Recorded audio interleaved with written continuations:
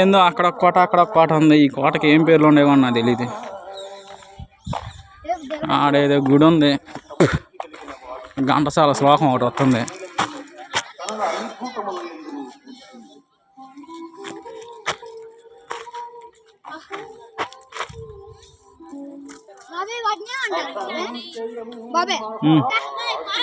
ఆ కోటలోకి వెళ్ళి అక్కడ కూడా ఏముందో చూసి